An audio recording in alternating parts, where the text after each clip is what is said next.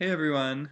Um, so there was a time when I used to like actually write reviews and stuff for my film blog. Um, Unfortunately, I that sort of slipped the past, I don't know, year.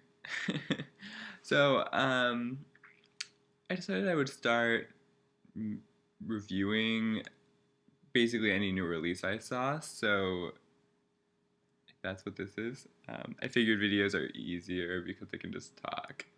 I feel when I write, I just like obsess over what I'm writing, even if it's like a really lazy writing piece. Um, I feel like it's more stressful. So I'm just gonna make this video. And so last night I saw Love is Strange. Um, which is directed by Ira Sachs. Um, I had not seen any of his other movies actually.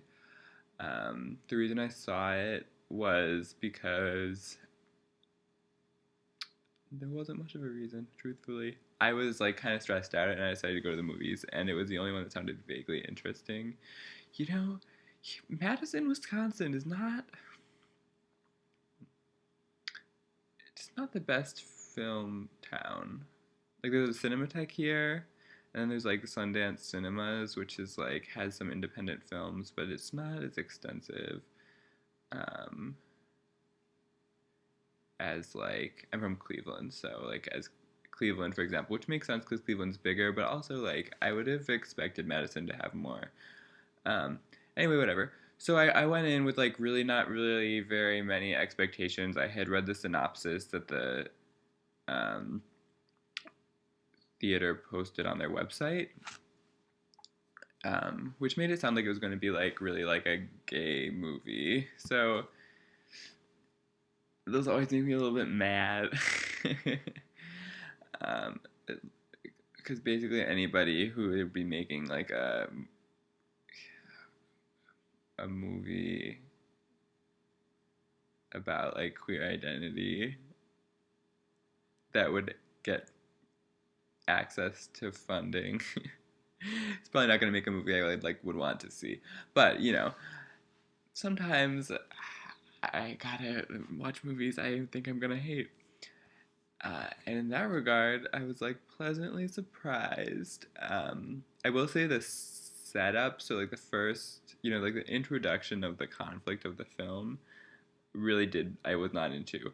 Oh, basically the premise of the movie. I'm gonna do like some slight spoilers here, but like definite first half of the movie spoilers. So um, starts off with this couple um, who are like a gay couple. One of them is 71. Doesn't actually say how old the other one is, but he's younger. Um, and like he's still middle aged, or like I don't know how old he is. Maybe like late 50s or something. But he's younger anyway. Um, and the younger one is a choir director or something at a Catholic school. And so it starts off with them being married, and at their wedding, it's like all their friends are straight. It's like there's only straight couples, and then there's, a younger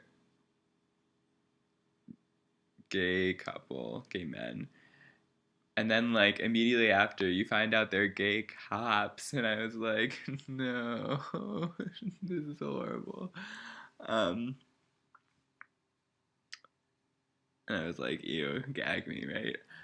And then he like gets fired from his job for being gay, which was like, okay, like I understand they needed to introduce the conflict, but it like felt a little heavy-handed.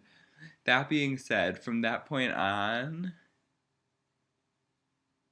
I liked the movie a lot more. So basically, like what the bulk of the movie is after he loses his job, they can't afford to keep their apartment, so they each move in with like separate groups of friends or relatives, and it's about them living that life.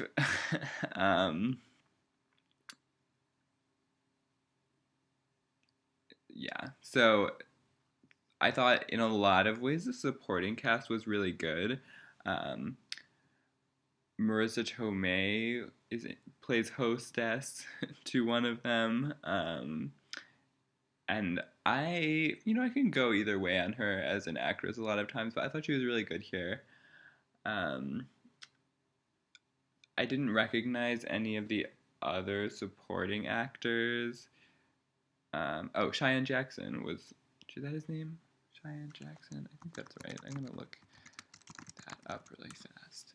Yeah, okay. Cheyenne Jackson was one of the gay cops who one of them ends up staying with, and they're rowdy in like a way where they're rowdy, but also like watch Game of Thrones a lot and play Dungeons and Dragons, but like that is the way in which they're rowdy. So I don't know, not the most believable, but like I'll let it slide.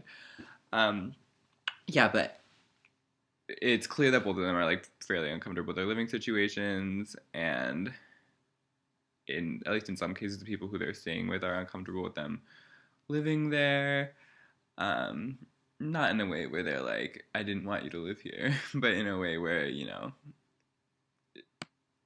slow accumulation of resentment or whatever. Um, so I think in those plot lines were really successful. I felt there were a couple of mostly just one side storyline that I didn't really care for, which was um, Marissa Tomei's son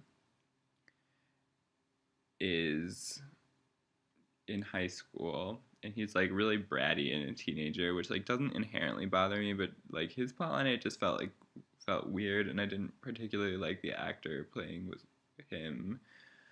um I don't know, it was like it kind of felt like it was going to be like he's gay, he's having a crisis, which like I would not have been into, and you're like, is he gay, is he not gay, and I didn't feel like it was handled very well.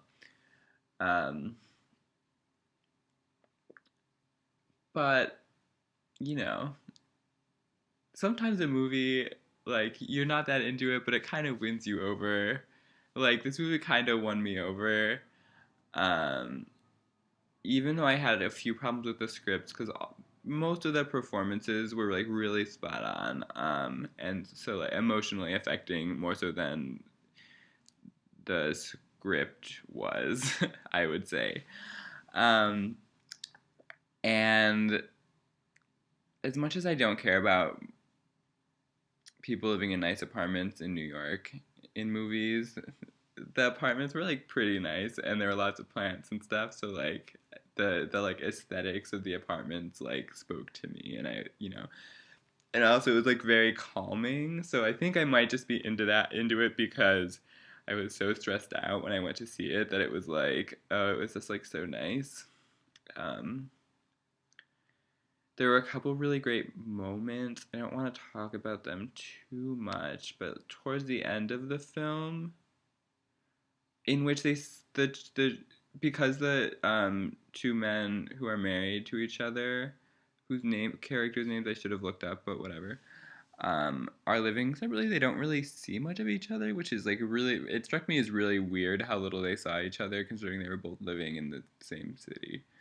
Um, and they were both, it's not like they were working. Either of them was working like full time or anything. So it was weird to me how little they saw of each other. But then towards the end of the movie, it's like they end up going to a concert. It's like a really nice night, and all of a sudden, um, they have to split up and go home separately. And like that moment, I thought was like really, really good. It felt suitably incongruous. Like it felt wrong that they were splitting up. Um, and it wasn't like a big climactic moment, especially, but in some ways functioned as like an emotional climax for the movie, I thought.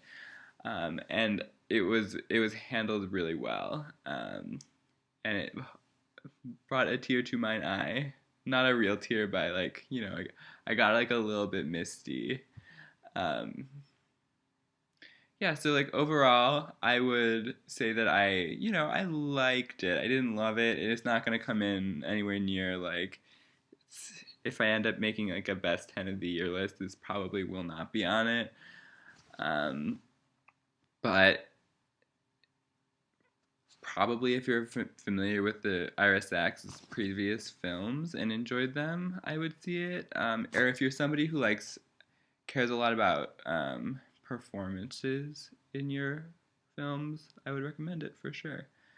Um, I would just read like a quick synopsis and see if it'd be something you'd be interested in before you see it, because I wouldn't necessarily recommend it for somebody who has no interest already.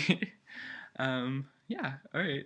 Hopefully that was not too long and rambly, but I'll probably be posting these occasionally when I see a new release from now on. All right, hope you're having a great night. See ya.